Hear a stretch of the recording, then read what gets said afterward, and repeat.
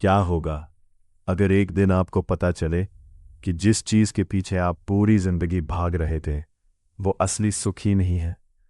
क्या होगा अगर आपकी सारी परेशानियों का कारण आपका अपना मन हो?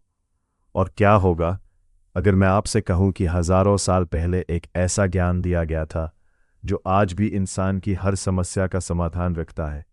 डर, असफलता, क्रोध, तनाव और जीवन का उद्देश्य, ये सिर्फ एक पुस्तक नहीं बल्कि जीवन को समझने की चाबी है, भागवत गीता।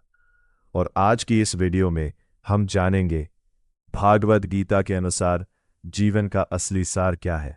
गीता की शुरुआत होती है कुरुक्षेत्र के मैदान से, जहां अर्जुन अपने ही रिश्तेदारों और गुरुओं को सामने देखकर टूट जाते हैं। उनके हाथ कांपते हैं, मन भ्रमित हो जाता है और वे कहते हैं, मैं यह युद्ध नहीं कर सकता। क्या यह स्थिति सिर्फ अर्जुन की थी? नहीं, आज हर इंसान अपने जीवन में किसी न किसी युद्ध से गुजर रहा है।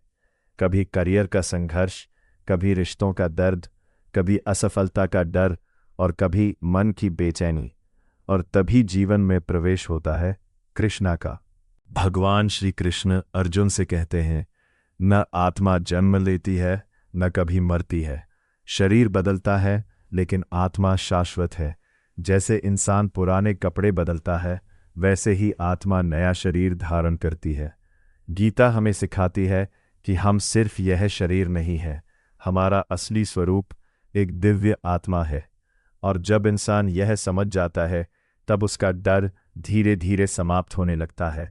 गीता का सबसे प्रसिद्ध संदेश कर्मण्येवाधिकारस्ते मा फलेषु कदाचन, अर्थात तुम्हारा अधिकार केवल कर्म करने में है, फल पर नहीं।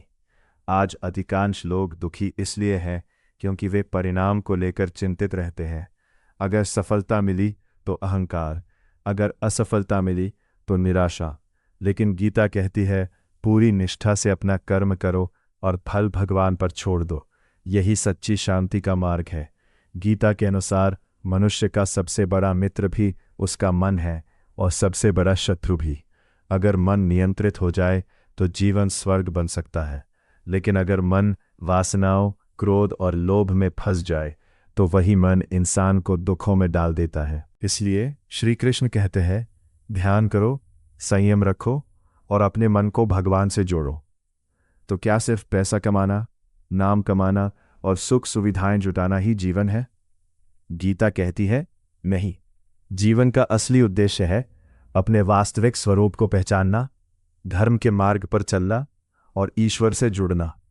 जब इंसान दूसरों की भलाई में सुख खोजने लगता है, जब उसका अहंकार समाप्त होने लगता है और जब उसका मन भगवान में स्थिर हो जाता है, तभी उसे सच्ची शांति प्राप्त होती है।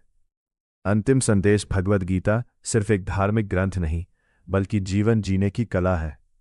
यह हमें सिखाती है कठिन परिस्थितियों में शांत कैसे रहें, असफलता से कैसे उभरें, भय को कैसे जीते और जीवन का असली अर्थ कैसे समझें।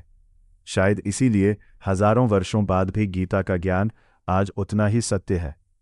अगर ये वीडियो आपके दिल को छू गई हो तो वीडियो को लाइक करें और ऐसे ही आध्यात्मिक ज्ञान के लिए चैनल को सब्सक्राइब करना ना भूलें। जय श्री कृष्ण।